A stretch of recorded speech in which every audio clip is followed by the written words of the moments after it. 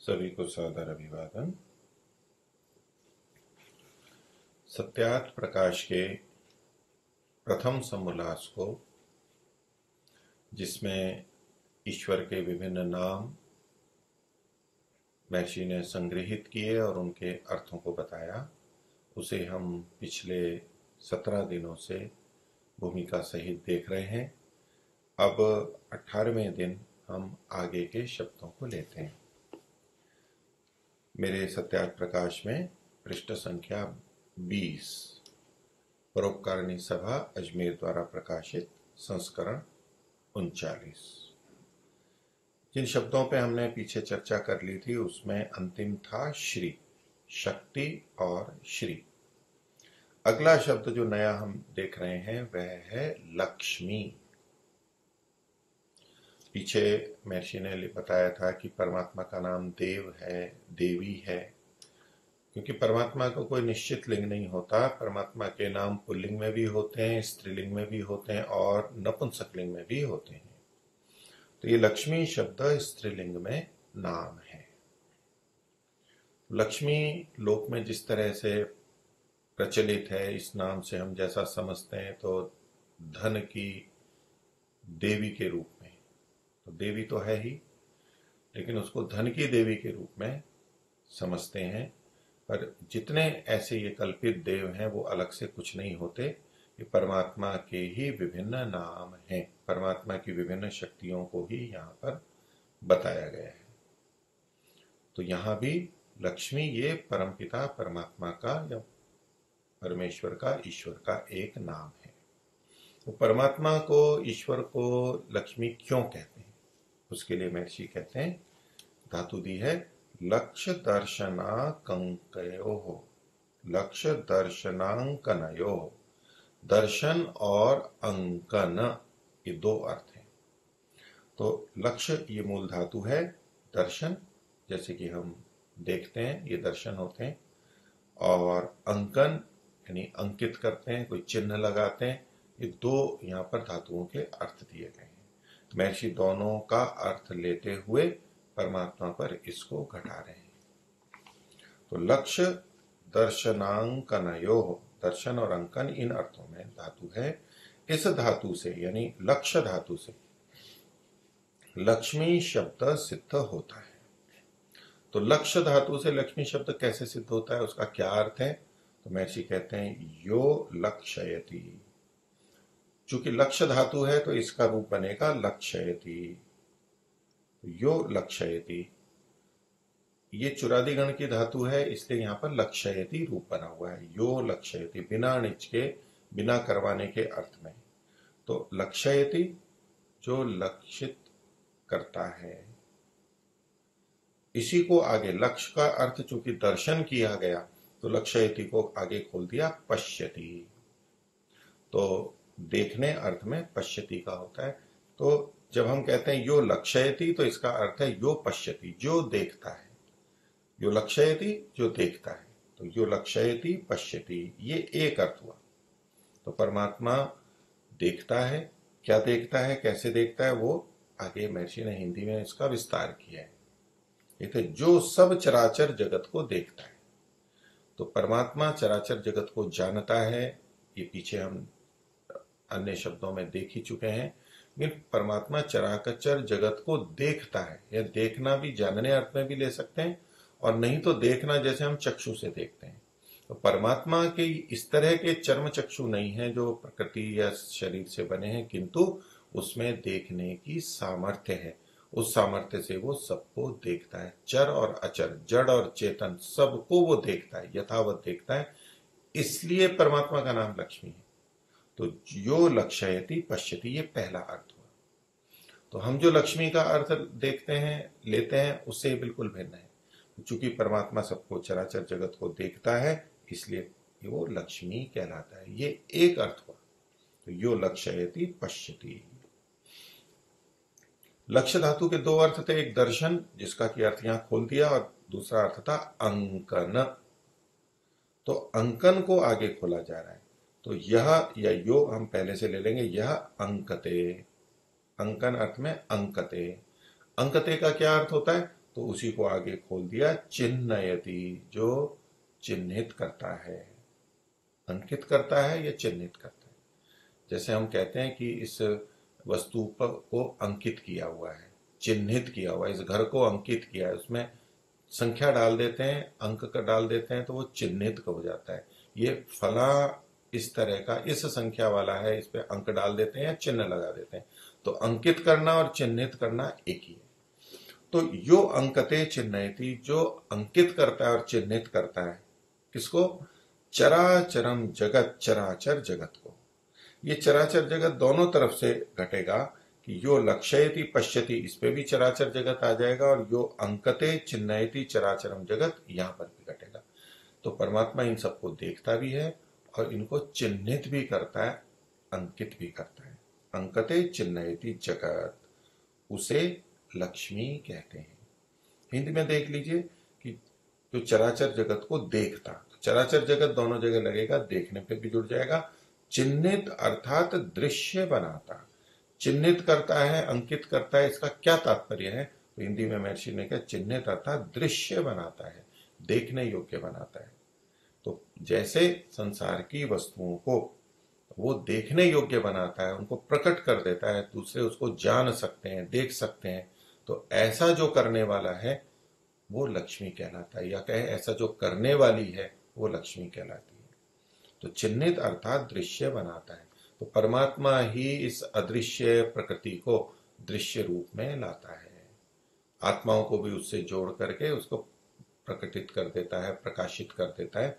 तो ये देखने योग्य बनाता है। कैसे? जिनको? तो उदाहरण दिया, जैसे शरीर के नेत्र, नासिक आदि, और वृक्ष के पत्र, पुष्प, फल, मूल, इसके साथ भी आदि लगा सकते हैं, इन चिन्हों को बनाता है। अब जैसे शरीर के ये चिन्ह हो गए नेत्र, नासिका आदि, तो हम नेत्रों से किसी को पहचानते हैं, नासिका से किसी को पहचानते हैं, अथवा किसी अन्य अंगों से।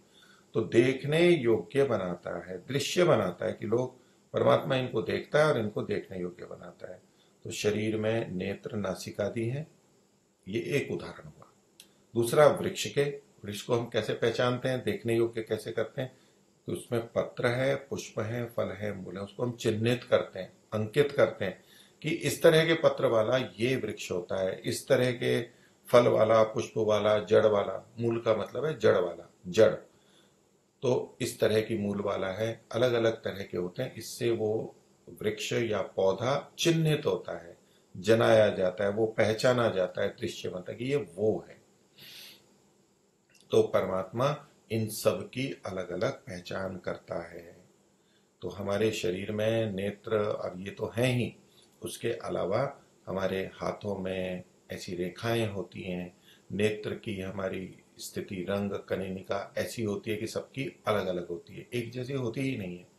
तो ये कोई भी चीज एक जैसी नहीं होती, अर्थात हमारे को अंकित किया गया है, चिन्हित किया गया है, हमारे को दृश्य बनाता है, ये वो है।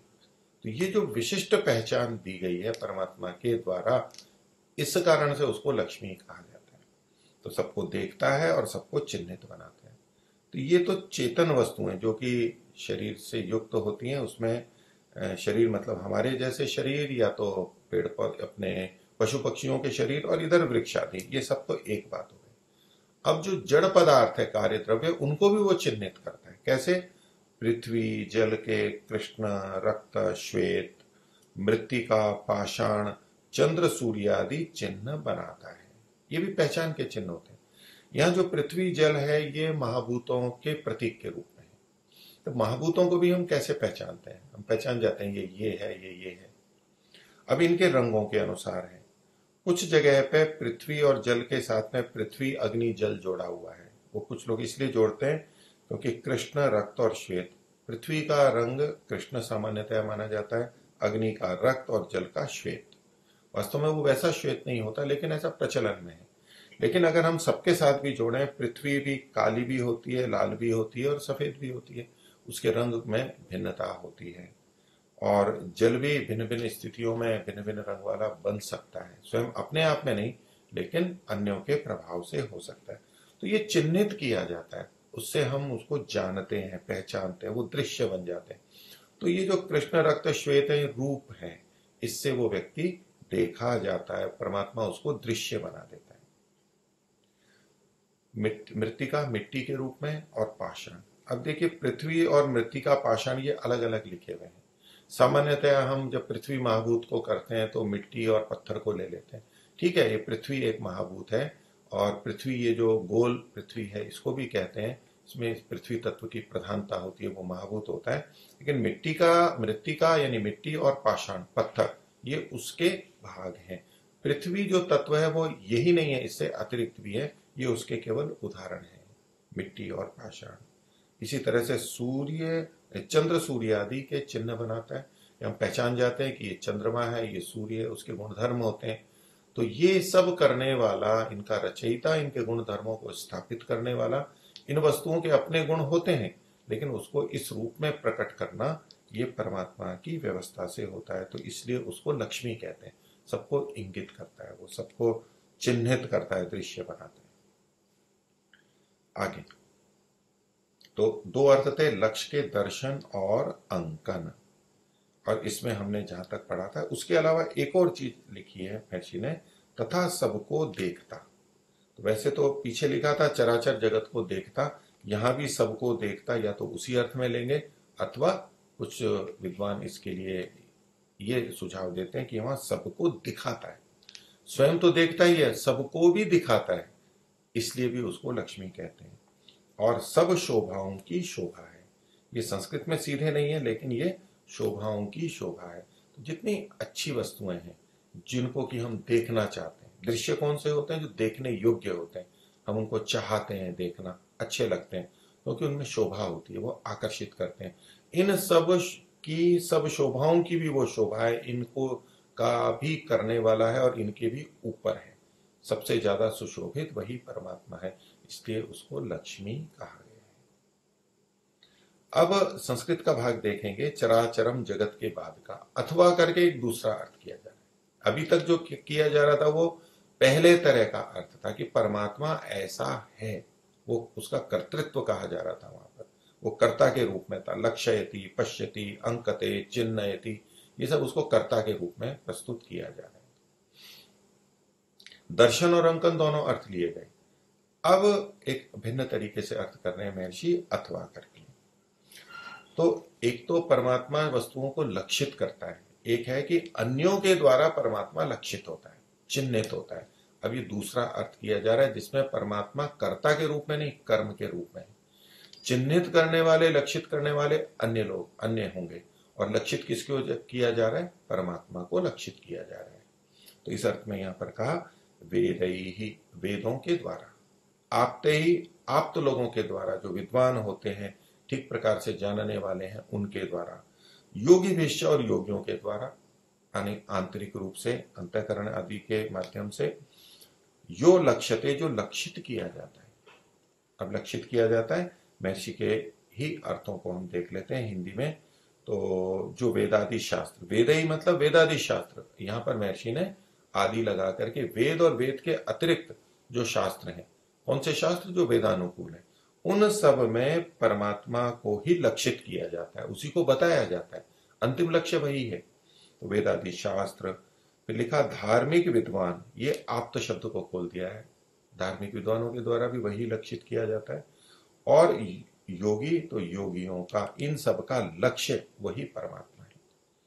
लक्ष्य का क्या तात्पर्य? तो महर्षि स्वयं लिखते हैं, लक्ष्य अर्थात देखने योग्य है, इन सबके द्वारा वो देखने योग्य है, जानने योग्य है, वो उसको लक्षित करते हैं।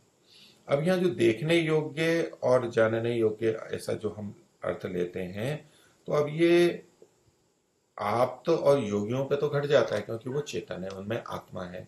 लेकिन वेद के द्वारा ये ऐसा नहीं घटेगा। वेद में, वेद का लक्ष्य वही परमात्मा है, वो उसके द्वारा वो देखने योग्य बताया जा रहा है। एक होता है देखने योग्य, तो आप्त और विद्वानों के द्वारा देखने जानने योग्य है, वही उसको देख और जान पाते हैं। हर व्यक्ति नहीं जान पाता, क्योंकि वो ठीक तरह नहीं जान पाता, या तो जान ही नहीं पाएगा या ठीक तरह नहीं जान पाएगा। तो देखने योग्य ये तो स्वयं देख रहे हैं, लेकिन वेद के द्वारा परमात्मा को ही देखने योग्य बताया जा रहा है, देखने योग्य अर्थात जानने योग्य बताया जा रहा है, प्राप्त होने योग्य बताया जा रहा है कि उसी को प्राप्त करो, उसी से संपूर्ण दुखों की निवृत्ति होगी। तो इस दृष्टि से वेद आदि शास्त्र भी उसी की तरफ संकेत करते हैं, लक्षित करते हैं। सर्वे वेदा यत् पदम आमनन्ति तपांसि सर्वाणि च यद् वदन्ति यदिच्छन्तो ब्रह्मचर्यम चरन्ति। ये जो हम पीछे भी देख के आए, महर्षि ने दिया था, अर्थात ये सब के सब किसी एक की तरफ लक्षित करते हैं। तो जिसको लक्षित करते हैं उसका नाम लक्ष्मी है, इसलिए परमात्मा का नाम लक्ष्मी है, सब उसको लक्षित करते हैं। तो सबके द्वारा योगियों का लक्ष्य है, देखने योग्य है, प्राप्त होने योग्य है, इससे उस परमेश्वर का नाम लक्ष्मी है। तो वो लक्ष्य है, ये संकेतित करने के योग्य है, सब उसी की तरफ संकेत कर रहे हैं, उसी को बता रहे हैं, जान रहे हैं, उसी की तरफ बढ़ रहे हैं। तो इसलिए परमात्मा को लक्ष्मी कहा गया। अब देखिए, ये लक्ष्मी का एक अलग ही अर्थ महर्षि ने यहाँ लिखा है, जो कि हम सामान्यतः अर्थ समझते हैं वो नहीं, शब्द के द्वारा, धातु के द्वारा जो अर्थ निकल रहा है और उसमें से जो परमात्मा पे घट रहा है वो महर्षि ने यहाँ पर बताया। तो इस सब के कारण से परमात्मा को लक्ष्मी शब्द से भी कहा जा सकता है। दूसरा अगला शब्द लेते हैं, नाम लेते हैं, वो है सरस्वती। तो लक्ष्मी सरस्वती, ये भी एक देवी के रूप में लोक में प्रचलित है। हम सरस्वती को बोलते हैं। सरस्वती किसकी देवी है? तो विद्या की देवी मानी जाती है, वाक शक्ति मानी जाती है, ऐसे भिन्न भिन्न अर्थ लेते हैं। नदी का नाम भी सरस्वती है। तो यहां परमात्मा को सरस्वती क्यों कहते हैं, ये अर्थ देखते हैं। तो शब्द बनाने के लिए महर्षि ने लिखा श्री गतौ। श्री ये धातु है और ये गतौ मतलब गति अर्थ में। गति के तीन अर्थ हैं, पहले भी हम देख चुके हैं, ज्ञान, गमन और प्राप्ति। तो गमन भी अर्थ है, लेकिन यहां महर्षि कौन सा अर्थ ले रहे हैं आगे हमारे को स्पष्ट हो जाएगा। लेकिन धातु श्री गतौ है। अब यहां गतौ का मतलब केवल गमन अर्थ ही नहीं दिया जाएगा। गमन के, गति के जो तीनों अर्थ होते हैं वो तीनों लिए जा सकते हैं, जो जहां पर घट जाए या जो घटाया जाता है। तो यहां श्री गतौ धातु से सरस, पहले शब्द बनेगा सरस, सरस ये शब्द बना। अब आगे बनेगा सरस्वती। तो सरस, उससे मतुप, मतुप ये एक प्रत्यय का नाम है, तो मतुप प्रत्यय करके और गीप प्रत्यय होकर के, गीप ये स्त्रीलिंग में होता है, स्त्री को बताने के लिए गीप होता है। जैसे यहां सरस्वती शब्द है, ऐसे जैसे दयावती, पुल्लिंग में बनाएंगे तो दयावान बनता है, स्त्रीलिंग में बनाएंगे तो दयावती बनेगा। तो ऐसे ही ये सरस्वती है, अगर पुल्लिंग में करते तो सरसवान ये शब्द बन जाता। सरसवान समुद्र को कहते हैं, समुद्र पुल्लिंग के लिए, पुल्लिंग के रूप में प्रयुक्त है।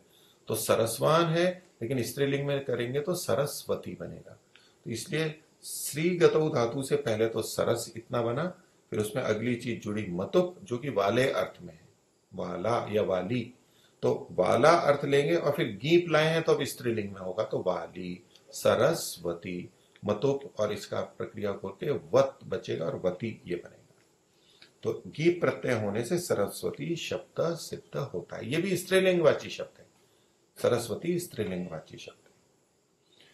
अब ये सरस क्या है? सरस वाली है, तो पहले सरस क्या है ये पता होना चाहिए, और वो भी श्री गतौ धातु से निकलेगा। तो उसको महर्षि संस्कृत में खोलते हैं, तो कहते हैं सरो, मतलब सरह, सरस, सरस को ही यहां सरो कहा गया है संस्कृत में। सरो, इसका मतलब लिखा महर्षि ने विविधम ज्ञानम, अनेक प्रकार का ज्ञान। सरस का सर का मतलब ज्ञान अर्थ लिया गया, क्योंकि श्री गतौ धातु है, गति के तीन अर्थ हैं, ज्ञान, गमन और प्राप्ति, तो यहां ज्ञान अर्थ लिया गया। तो केवल सरस का मतलब ज्ञान लेते हैं, लेकिन परमात्मा के संदर्भ में है, इसलिए महर्षि ने विविधम ये साथ में जोड़ दिया, विविध प्रकार का ज्ञान। विद्यते यस्याम, जिसमें रहता है, यस्याम ये स्त्रीलिंग का है, तो हम विविधम ज्ञानम को अगर छोड़ दें तो सरस विद्यते यस्याम, जिसमें सर रहता है उसे सरस्वती कहते हैं स्त्रीलिंग में। और सर का मतलब हो गया विविध प्रकार का ज्ञान, तो इसमें विविध प्रकार का ज्ञान रहता है, उसे सरस्वती कहते हैं। लेकिन ये कौन है? तो यस्याम, यस्याम कस्याम, किसमें? तो महर्षि ने खोल दिया चितौ, चिति में, चिति चेतन में, चिति शक्ति। ये जो चितौ है ये भी स्त्रीलिंग का है, जैसे कि पीछे हम देख करके आए थे, महर्षि ने जहां पर उल्लेख किया था कि परमेश्वर के तीनों लिंगों के नाम मिलते हैं, जैसे ब्रह्म चिति ईश्वरश्चेति। तो यहां पर देखिए चिति शब्द है और ये स्त्रीलिंग का वाचक है। महर्षि ने स्वयं भी लिखा था कि जब चिति होगा तब देवी होगा, देवी स्त्रीलिंग के लिए प्रयोग है। तो ये चिति जो कहा ये स्त्रीलिंग का है, तो यस्याम ये भी स्त्रीलिंग है, चितौ।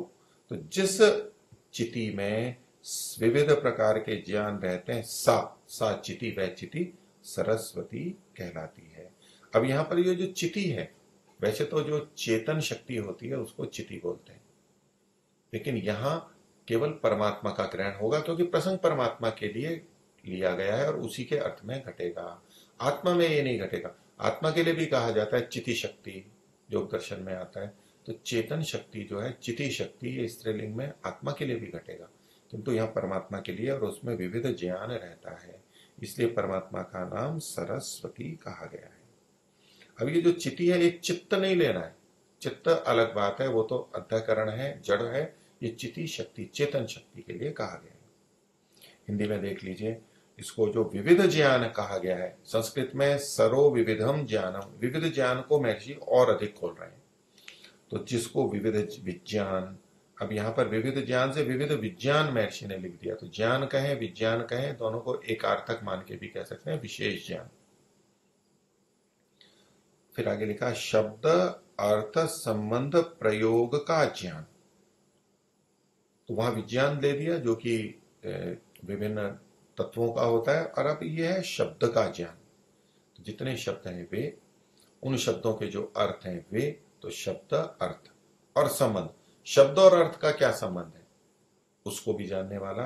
तो ये जो शब्द और अर्थ का संबंध है, जैसे कि ओम है, और ओम तो एक शब्द हो गया और उसका अर्थ जो परमात्मा ईश्वर है वो अर्थ हो गया, और इनका आपस में क्या संबंध है, वाच्यवाचक संबंध है, नाम नामी संबंध है, ऐसे उनके परस्पर संबंधों के प्रयोग का ज्ञान जिसको हो, यथावत होवे।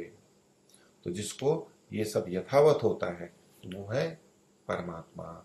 इससे उस परमेश्वर का नाम सरस्वती है। वैसे सरस्वती नदी के लिए कहा जाता है, वाणी की देवी कहा जाता है सरस्वती को, तो इसके लिए दूसरे अर्थों में भी हम इसको देख सकते हैं।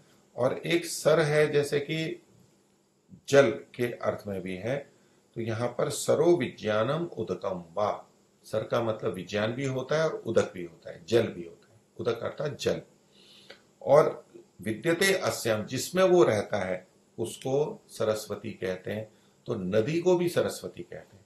किसी भी नदी का नाम सरस्वती है, और एक विशेष नदी का नाम भी सरस्वती है। किसी भी नदी का नाम सरस्वती क्यों है? क्योंकि वो सर यानी उदक वाली है, जल वाली जो भी होती है वो सरस्वती कहलाएगी। तो नदी को भी सरस्वती कहते हैं। और वाणी जिसमें विविध ज्ञान रहता है, तो वाणी में विविध ज्ञान रहता है, वो शब्दों को बोलती है और उससे विविध ज्ञान प्रकट होता है, दूसरों तक पहुंचता है। तो इसलिए वाणी को भी सरस्वती कहा जाता है और नदी को भी सरस्वती कहा जाता है। परमात्मा का नाम भी सरस्वती है। क्यों है वो महर्षि ने बता दिया।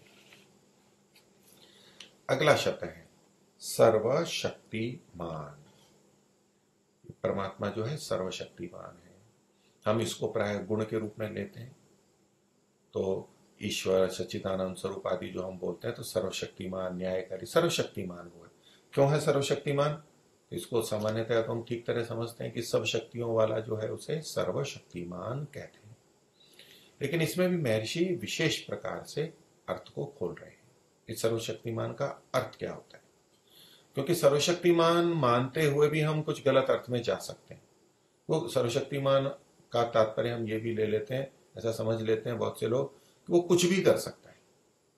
जब सर्वशक्तिमान है और शक्ति से हम कर्म करते हैं, तो परमात्मा सर्वशक्तिमान है, वो कुछ भी कर सकता है, कुछ भी कर सकता है, इसलिए उसको सर्वशक्तिमान कहते हैं। लेकिन यहां पर महर्षि का अर्थ हम देखते हैं। तो सर्वाः शक्तयोः विद्यन्ते यस्मिन्, सब प्रकार की शक्तियां जिसमें रहती हैं। विभिन्न कार्यों को करने के लिए अलग अलग शक्ति कह सकते हैं। शक्ति वैसे एक ही है, लेकिन उसको हम विभिन्न रूपों में बांट सकते हैं। तो परमात्मा में विभिन्न शक्तियां हैं। कुछ कार्य करने की शक्ति है, तो जान देने की शक्ति है, जानने की शक्ति है, देखने की शक्ति है, सुनने की शक्ति है, तो सामर्थ्य है। तो सब प्रकार की शक्तियां हैं, मनन की शक्ति है, निर्णय की शक्ति है, सब प्रकार की शक्ति है परमात्मा में। दंड देने की शक्ति है। तो सर्वाह शक्तयो विद्यन्ते यस्मिन्, जिसमें सब प्रकार की शक्तियां होती हैं, स सर्वशक्तिमान, उसे सर्वशक्तिमान कहते हैं, वो है ईश्वर, उसे ईश्वर कहते हैं। अब अन्य दुनिया की कोई वस्तु ऐसी नहीं है जिसमें सब प्रकार की शक्तियां रहती हैं। सब में अपनी अपनी थोड़ी थोड़ी बहुत कम मात्रा में शक्ति रहती है, परमात्मा में सब शक्तियां रहती हैं, तो वो सर्वशक्तिमान है। लेकिन इसका तात्पर्य भी क्या है, ये तो हमने संस्कृत का देखा, महर्षि हिंदी में इसको और स्पष्ट करते हैं। कहते हैं जो अपने कार्य करने में किसी अन्य के सहाय की इच्छा लेश मात्र भी नहीं करता। अपने कार्य करने में जो परमात्मा के कार्य हैं, जो अन्यों के कार्य हैं वो अन्य करेंगे। जैसे हम कुछ कार्य करते हैं, हम जीवात्माएं मनुष्य, हमारे अपने कार्य हैं, वो हम स्वयं करते हैं या आप सहायता से करते हैं। तो परमात्मा अपने कार्य में किसी अन्य की सहाय की इच्छा लेश मात्र भी नहीं करता है, उसको सहायता की आवश्यकता नहीं है। ये उसकी सर्वशक्तिमत्ता को बताती है, वो सर्वशक्तिमान है। अगर शक्ति कम होती है हमारे में तो हम इच्छा करते हैं कि कोई मेरी सहायता कर दे, मेरा कार्य पूरा नहीं हो पा रहा है, कोई सहायता कर दे। लेकिन परमात्मा अपने अंदर किसी सहाय की इच्छा की लेश मात्र भी इच्छा नहीं करता है कि ये ऐसा कर दे, ये ऐसा कर दे। फिर कैसे करता है वो? तो अपने ही सामर्थ्य से, उसकी शक्ति है, यही सामर्थ्य है उसका, अपने सब काम पूरा करता है, जो उसे करना है वो पूरा कर देगा। इसलिए परमात्मा का नाम सर्वशक्तिमान है। हम कई बार कहते हैं हम ईश्वर का काम कर रहे हैं, ईश्वर का काम को भिन्न अर्थ में लिया जाएगा। ईश्वर को जो करना है वो तो वो स्वयं कर ही देगा, करता ही है वो, उसके लिए हमारी आवश्यकता नहीं है उसको। हाँ, ईश्वर हमें कर्म में स्वतंत्र करता है। ईश्वर चाहता है कि समाज में वेद का प्रचार हो, सत्य धर्म का प्रचार हो, लोग धार्मिक बने। ये परमात्मा जिस तरह करता है, जो उसका भाग है उतना तो वो स्वयं करता ही है।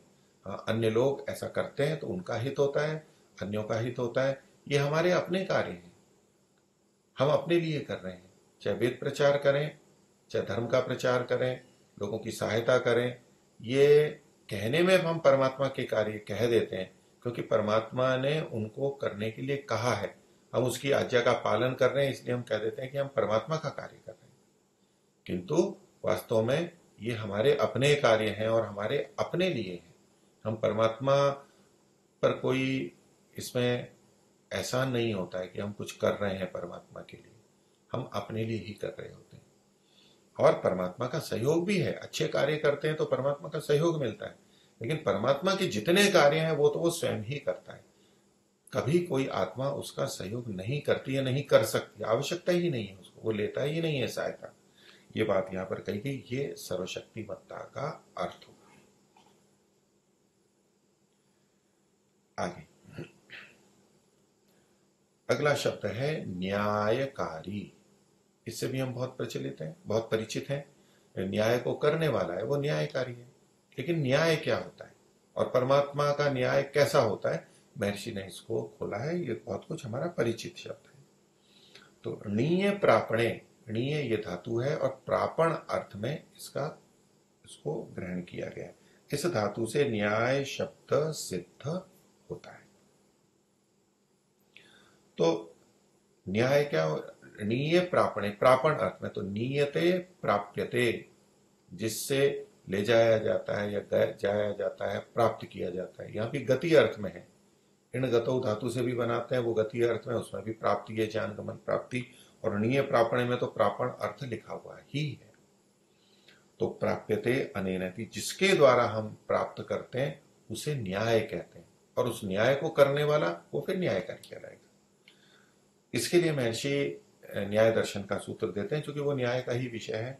तो कहा प्रमाणैर अर्थ परीक्षणम न्याय, प्रमाणैर अर्थ परीक्षणम न्याय, प्रमाणों के द्वारा। तो विभिन्न प्रमाण हैं, जैसे प्रत्यक्ष है, अनुमान है, आप्तोपदेश है, शब्द प्रमाण, ये अन्य भी प्रमाण है। तो उन विभिन्न प्रमाणों के द्वारा अर्थ का परीक्षण करना ये न्याय कहलाता है।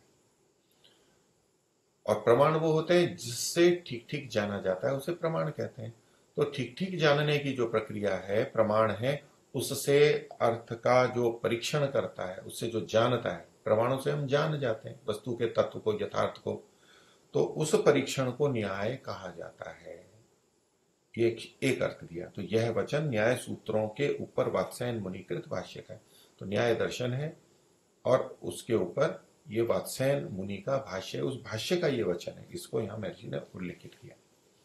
दूसरा न्याय का अर्थ कर रहे हैं, जो कि महर्षि का बड़ा प्रिय है और जगह जगह करते हैं। पक्षपात राहित्याचरणम न्याय। पक्षपात से रहित जो आचरण है उसे न्याय कहते हैं, जिसमें कोई किसी का पक्ष नहीं होता, अपना पराया जो यथार्थ है वो रहता है, वो पक्षपात से रहित। तो राहित्य, उस रहित के भाव को राहित्य कहेंगे। तो पक्षपात की रहितता से युक्त, पक्षपात की रहितता वाला जो आचरण है उसे न्याय कहते हैं। महर्षि अब इसके अर्थ करते हैं दोनों के। जो प्रत्यक्षादि प्रमाणों की परीक्षा से सत्य सत्य सिद्ध हो, विभिन्न प्रमाण हो गए, उससे जो सत्य सिद्ध होता है, एक बात।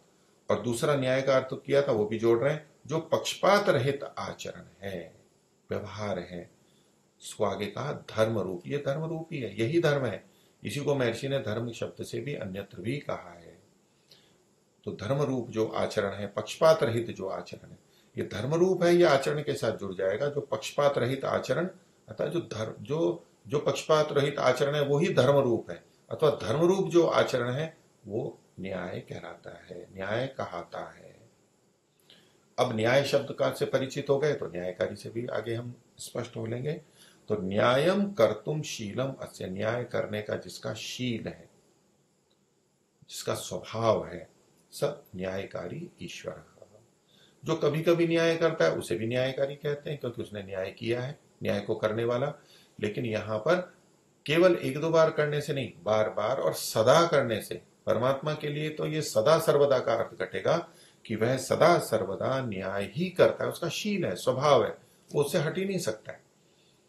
तो जिसका न्याय, अब न्याय को दूसरे ढंग से खोल रहे हैं, जिसका न्याय अर्थात पक्षपात रहित धर्म करने ही का स्वभाव है, पक्षपात रहित करने का स्वभाव है, और धर्म वही धर्म है, वही धर्म करने का ही जिसका स्वभाव है, इससे ईश्वर का नाम न्यायकारी है। अब अगला शब्द लेते हैं। अगला शब्द महर्षि ने दिया है दयालु।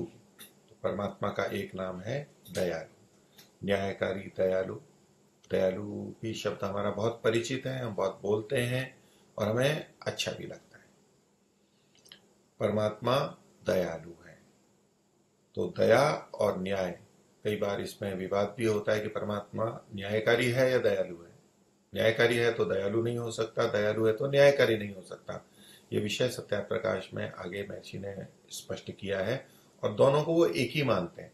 दया करना, दयालु और न्यायकारी, दोनों में भेद नहीं है, वो न्याय पूर्वक ही दया करता है।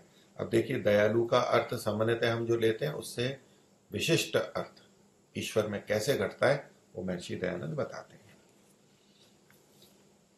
इसमें धातु है दय, दयालु में दय, दय ये धातु है।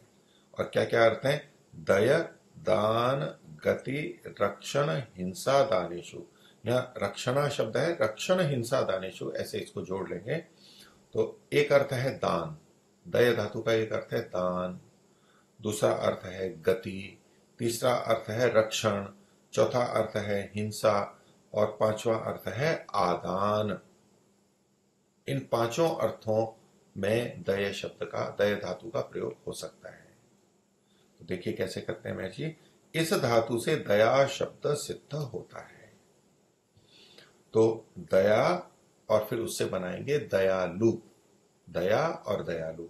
तो शब्द तो बना है दया, अब कैसे अर्थ घटेगा तो एक एक करके बताते हैं। देखिए, दय शब्द से जब बनाएंगे, संस्कृत वाला भाग देखिए, दयते, ददाती। तो दय जो धातु है, आत्मनेपदी धातु है, तो इसमें कर्त, इसमें ये रूप बनेगा दयते। तो यह दयते, तो इसमें जो है ये दयते आगे जो है यया सा दया, पहले दया के लिए बोल रहे हैं और फिर दयालु बनाएंगे। तो दया किसे कहते हैं? तो बहुत बहुत सारी शब्द लिखे हुए हैं, लेकिन उनको छोड़ के, क्योंकि अनेक अलग अलग अर्थ हैं, अगर संक्षेप में करेंगे तो दयते यया सा दया, जिसके द्वारा दय होता है उसे दया कहते हैं। लेकिन दय का अर्थ क्या है, वो अनेक अर्थ यहां पर दिए हैं, उसी को महर्षि आगे शब्दों में खोल रहे हैं। तो दयते को आगे खोल दिया ददाति। जो दय का अर्थ धातु में दान कहा था, दान से ही ददाति बनाए। तो दयते ददाति यया, जिसके द्वारा दयते यानी ददाति देता है उसे दया कहते हैं। हम जब भी किसी को देते हैं तो देना कैसे होता है? हमारे अंदर का वो भाव जिससे हम दे पाते हैं। देना एक क्रिया है, लेकिन जिसके द्वारा हम दे पाते हैं उसे दया कहते हैं। एक भाव होता है मन में, उसके कारण से हम दूसरे को कुछ दे पाते हैं। तो जब दया से देते हैं उस संदर्भ में लेंगे तो ददाति ययासा, जिसके द्वारा व्यक्ति दे पाता है उसे कहते हैं दया। ये ददाति पहला अर्थ हुआ। दूसरा अर्थ है धातु में गति, दान गति। अब इसके लिए आगे लिखा है, तो क्या लिखते हैं? दयते ददाति जानाति गच्छति। अब ये जो जानाति और गच्छति है ये गति के लिए कहा गया है। तो गति को जब हम करेंगे, दयते का अर्थ जब गति में लेंगे तो गच्छति अर्थ आएगा। तो गच्छति यया सा दया, जिसके द्वारा गति करता है उसे दया कहते हैं। लेकिन यहां गच्छति का क्या अर्थ है? तो यहां महर्षि ने पहले लिखा जानाति, जानना अर्थ है। यहां पर गति का मतलब देशांतर प्राप्ति नहीं है, एक स्थान से दूसरे स्थान वाली। तो गति अर्थ दय का हुआ। गति के तीन अर्थ, ज्ञान, गमन और प्राप्ति। यहां पर ज्ञान अर्थ है, महर्षि यहां ज्ञान अर्थ ले रहे हैं। कैसे? गच्छति, गति का को खोल दिया गच्छति और गच्छति को खोला है जानाति, यानी तीन अर्थों में से जानना अर्थ ही यहां पर लेना है, ज्ञान अर्थ ही लेना है। तो महर्षि का यह तात्पर्य है। तो जो जिसके द्वारा जानते हैं उसे भी दया कहते हैं। अब देखिए ये एक अलग अर्थ है। देने के संदर्भ में तो हम करते हैं कि जिसके जो दया होती है उससे हम देते हैं, जिसके द्वारा देते हैं। लेकिन जिसके द्वारा हम जानते हैं उसको भी दया कहते हैं, एक विशिष्ट अर्थ है। तीसरा अर्थ क्या था दया का? दान गति के बाद था रक्षण। रक्षण मतलब रक्षा करना। तो इसी को महर्षि ने संस्कृत वाले भाग में लिखा, गच्छति के बाद है रक्षति। ये एक तीसरा अर्थ दिया जा रहा है, तीसरा रक्षति। तो अब इसका जब हम इस तरह से करेंगे, अर्थ करेंगे, निर्वचन करेंगे, तो क्या कहेंगे? रक्षति यया सा दया, जिसके द्वारा रक्षा करता है उसे दया कहते हैं। तो हम जब भी किसी की रक्षा करते हैं, कोई दीन दुखी है, कोई चोट लग गई है, अब हम उसका चाहे उपचार करें, सेवा करें, जिस भी तरह से रक्षण करें, तो रक्षति, जिसके द्वारा हम रक्षा करते हैं, वही भाव अंदर का। जिस भाव से हम देते थे वो दया हो गई, जिस भाव से हम किसी की रक्षा करते हैं वो भी दया है। तो ये तीसरा अर्थ क्या? रक्षति यया सा दया, जिसके द्वारा हम रक्षा करते हैं उसे दया कहते हैं। चौथा अर्थ रक्षण के बाद है हिंसा। उसके लिए संस्कृत में लिखा है हिनस्ति। यहां भी वैसे ही अर्थ करेंगे, हिनस्ति यया सा दया, जिसके द्वारा हिंसा करता है उसे दया कहते हैं। अब ये हमारे प्रचलित अर्थ से बिल्कुल विपरीत प्रतीत होता है कि दया के भाव से हम रक्षण तो कर सकते हैं, दया के भाव से हिंसा कैसे कर सकते हैं? हिंसा तो नहीं कर सकते, नाश तो नहीं कर सकते। ये बड़ा विचित्र लगता है। लेकिन देखिए महर्षि के हिंदी के अर्थ को भी देखेंगे और इसको स्पष्ट करेंगे, स्पष्ट होगा हमारे को। तो जिसके द्वारा हिनस्ति, हिंसा करता है, उसे भी दया कहते हैं। हिनस्ति यया सा दया, ये हिंसा अर्थ हुआ। हिंसा के बाद में धातु के आगे जो अर्थ लिखा, एक आदान अर्थ और लिखा है। पहला अर्थ था दान, वो देना अर्थ है, और आदान, आदान भी एक दय का अर्थ होता है। ये परस्पर विपरीत है। जैसे रक्षण और हिंसा परस्पर विपरीत प्रतीत होते हैं, ऐसे ही दान और आदान भी विपरीत हैं, भिन्न अर्थ रखते हैं। तो लेकिन फिर भी ये दया का अर्थ होते हैं। पर ये अर्थ महर्षि ने यहां पर संस्कृत में नहीं दिया है। लेने वाला अर्थ यहां पर नहीं दिया है, तो उसको हम छोड़ देते हैं। मूल धातु के अर्थ में तो वहां अर्थ दिया है, क्योंकि ऐसा ही धातु पाठ में लिखा है। लेकिन यहाँ नीचे जो व्याख्या की है महर्षि ने, आदान अर्थ को ग्रहण नहीं किया, हिनस्ती के बाद में बस समाप्त कर दिया, हिनस्ती ययासा दया। तो यहाँ महर्षि ने 4 अर्थ लिए, दान, गति, रक्षण और हिंसा। ये चारों अर्थ यहां पर घट रहे हैं। ये चारों कार्य जिसके द्वारा होते हैं उसे दया कहते हैं। अब देखिए हमारे लिए समस्या 2 जगह है, एक तो ज्ञान के लिए और एक हिंसा के लिए, लेकिन हम आगे महर्षि के तात्पर्य से देखेंगे। तो पहले तो दया को खोल दिया, अब कहते हैं बहुवी दया विद्यते यस्य, जिसके अंदर बहुत सारी दया है, जिस दया के कारण ये कार्य होते हैं, जो दया इन विभिन्न कार्यों का कारण है, वो दया जिसमें बहुत है, बहुवी मतलब बहुत अधिक दया है जिसमें, जिसको हम बहु बोलते हैं मतलब अधिक बोलते हैं, वो स्त्रीलिंग के कारण बहुवी बना हुआ है। बहुवी दया विद्यते यस्य, जिसके पास है ये, जिसमें रहती है, सद दयालु हो, उसे दयालु कहते हैं। क्योंकि थोड़ी बहुत दया तो सब में होती है, और जिसमें थोड़ी अधिक दया होती है तो हम कहते हैं ये दयालु है। और परमात्मा तो में तो सारी दया ही दया भरी पड़ी है, इसलिए उसको सबसे बड़ा दयालु कहते हैं। वो दयालु है परमेश्वर। अब जो दान कहा था, दादाति देता है, तो हम जो सामान्यतया वस्तु देते हैं, परमात्मा भी देता है, लेकिन महर्षि यहां पर देना किस अर्थ में ले रहे हैं, जो अभय का दाता है। देना वस्तु का भी होता है, देना अभय का भी होता है, भय से रहित स्थिति को देता है, अभय का भी दान कहा जाता है। अभय दान दे दिया, तो जो अभय का दाता है, देने वाला है, तो ऐसा वो परमात्मा है, इसलिए उसको दयालु कहते हैं। तो परमात्मा ने अभय कर रखा है, और हम परमात्मा से डरते भी हैं बहुत। परमात्मा ने तो हमें अभय कर रखा है, अभय का देने वाला है। परमात्मा ने जितनी वस्तुएं दी हैं उनमें, उनके द्वारा वो हमारे को अभय ही प्रदान करता है। वो ना हो तो हमारे को भय होगा, ये परमात्मा के रक्षण का तरीका है। और न्याय होगा तो, न्याय होता है तो हम अभय रहते हैं, वो भी अर्थ वहां पर ले सकते हैं। परमात्मा अभय करता है, भय से रहित हमारे को करता है, इसलिए वो दयालु है। तो देखिए जो न्यायकारी और दयालु में अंतर आता है। तो परमात्मा अभय को देता है, न्याय के द्वारा अभय को देता है, इसलिए वो न्याय करते हुए दया भी दे करता है, दयालु भी है। ये परस्पर विपरीत नहीं है। लोक में न्याय न करके वैसे ही छोड़ देना, माफ कर देना, त्रुटि में दंड न देना, इसको दयालु कहा जाता है। लेकिन परमात्मा सबको अभय प्रदान करता है। दंड देने से दूसरों को अभय की प्राप्ति होती है।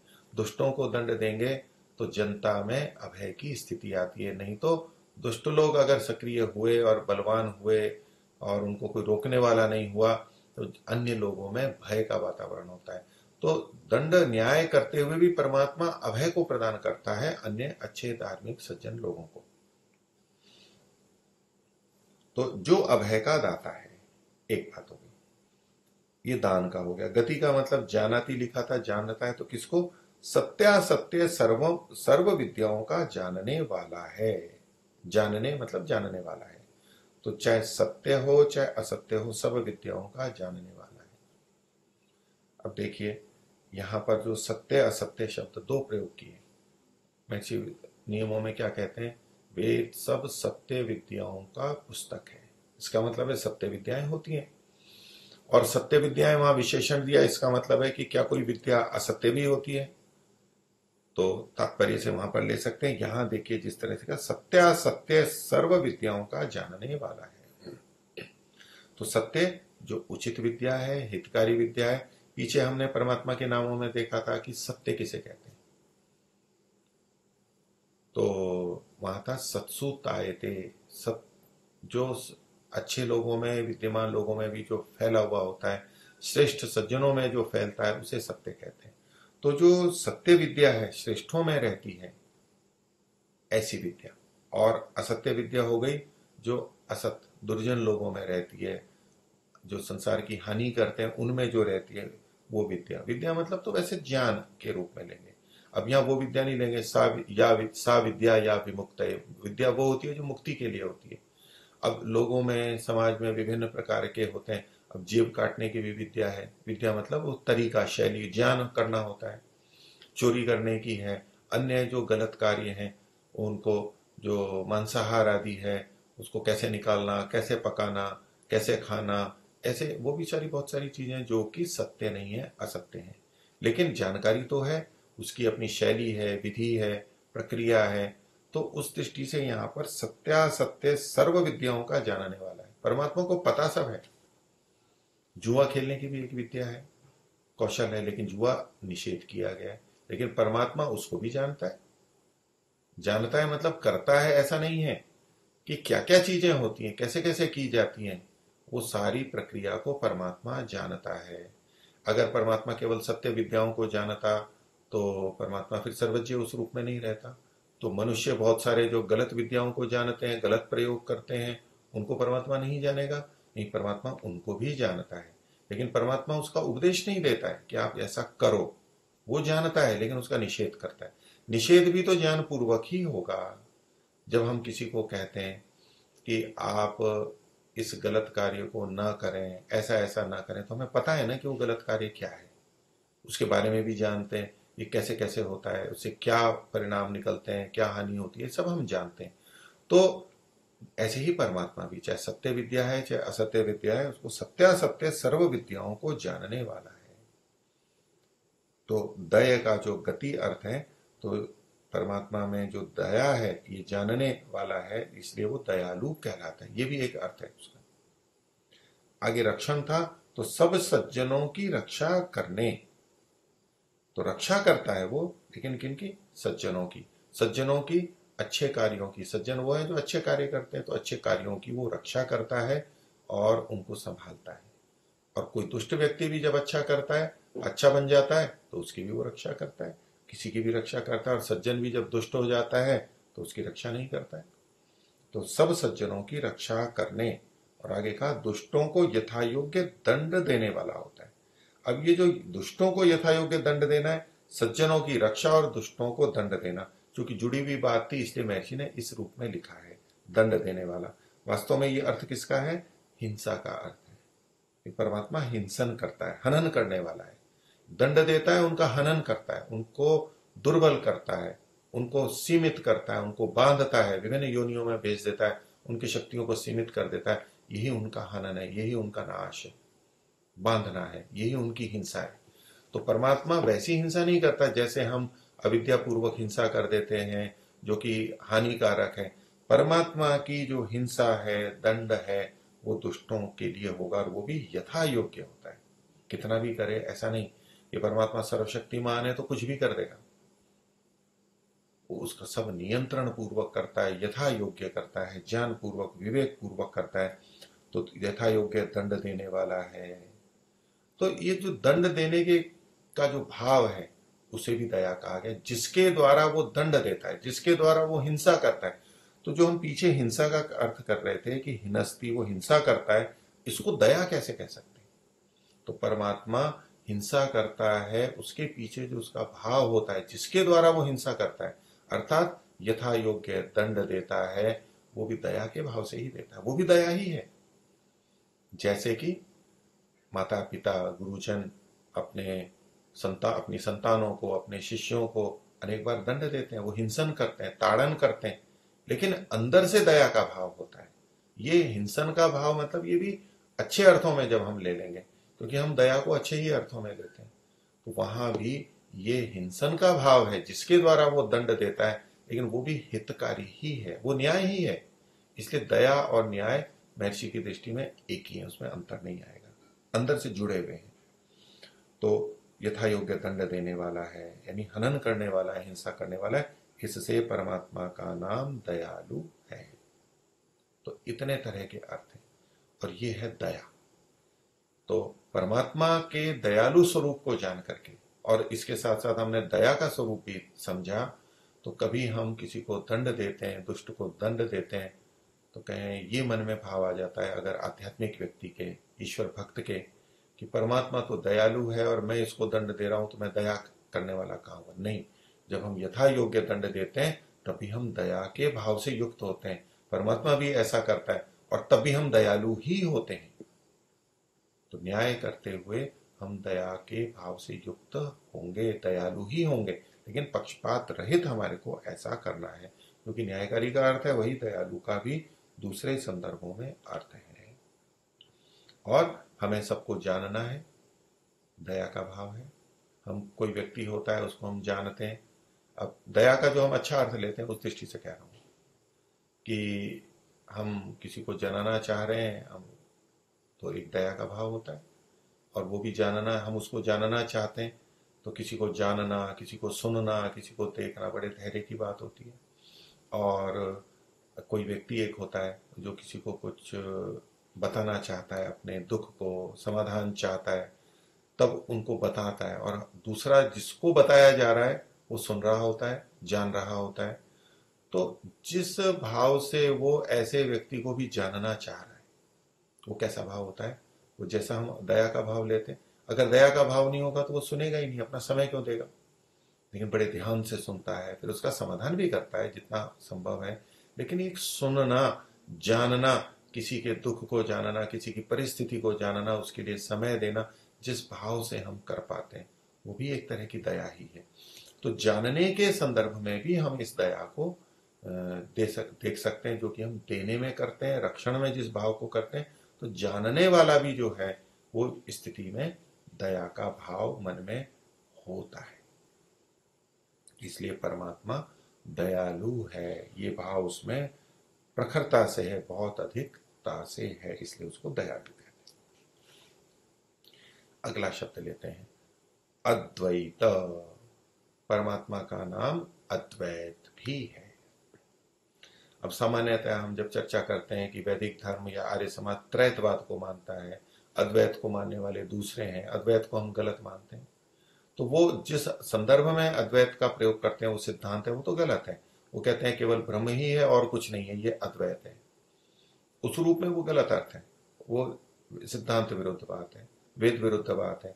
लेकिन परमात्मा का नाम अद्वैत भी है, वो कैसे है, ये एक अच्छे अर्थों में है। और महर्षि यहां पर जैसा बता रहे हैं हम उसको समझने का प्रयास करते हैं। तो देखिए, अद्वैत, तो उसमें एक तो है अ, जो कि निषेध के लिए है, और द्वैत का अर्थ है, द्वैत का अर्थ महर्षि यहां पर बताएंगे, खोलेंगे कि द्वैत क्या होता है। तो पहला खोला उन्होंने, द्वयोर भावो, दो के भाव को द्वैत बोलते हैं। जहां दो का होना होता है उसे द्वैत कहते हैं। द्वयोर भावो, दो का जो भाव होता है उसे, अब द्वैत कैसे बना वो थोड़ा आगे जाएगा, लेकिन अभी पहले एक दो शब्द और बना रहे हैं महर्षि कि द्वयोर भावो, लेकिन ये एक अर्थ हुआ, दो का भाव, भाव मतलब होना। दूसरा है द्वाभ्याम इतम, दो के द्वारा इत, दो के द्वारा युक्त या प्राप्त होना। तो द्वाभ्याम इतम, ये दो प्रकार के अर्थ के। द्वयोर भावो ये एक है और द्वाभ्याम इतम ये दूसरा है। सा द्विता द्वीतम वा, अब ये जो दो शब्द बने हैं अभी, द्विता और द्वीत, द्वितम द्वीतम, द्विता द्वीतम। तो जो पहले वाला था द्वयोर भावो, द्वयोर भावो द्विता, इसको द्विता को बोले जोड़ेंगे द्वयोर भाव के साथ में। और द्वाभ्याम इतम द्वितम, इसको द्वाभ्याम इतम को जोड़ेंगे द्वितम से, ये यथाक्रम लग जाएगा। तो दो पहले किए और दो शब्द जोड़े। तो द्विता और द्वित किसे कहते हैं वो ये बताया। और ये दो हो गए। फिर कहते हैं सैव तदेव वा द्वैतम। तो सैव, सैव का मतलब सा एव, वही, वही कौन सी, द्विता। पहला जो अर्थ था द्वयोर भावो सा द्विता, सैव वो द्विता ही द्वैत कहलाती है। जो द्विता का अर्थ है वही द्वैत का अर्थ है। तो जो द्वयोर भावो है, दो का होना, ये द्वैत का अर्थ हो गया। द्वयोर भावों का अर्थ द्विता, और द्विता को ही द्वैत के भी कहा गया। ये एक तरह से अर्थ हुआ। दूसरा जो हम देखे थे द्वाभ्याम इतम द्वितम, उसको कहा तदेव। तदेव ये तत् शब्द है, ये नपुंसकलिंग का है। तो द्वितम यहां पर नपुंसकलिंग है, तो तद एव द्वैतम, जो द्वितम है उसे ही द्वैत कहते हैं। तो ये तीनों शब्द एक ही अर्थ को बताने वाले हुए, द्विता, द्वितम और द्वैतम। हमारे से संबंधित है द्वैतम। अब इसका निषेध किया जा रहा है, अद्वैत। तो अ जो है ये निषेध में, न का अ बच के निषेध अर्थ में आएगा।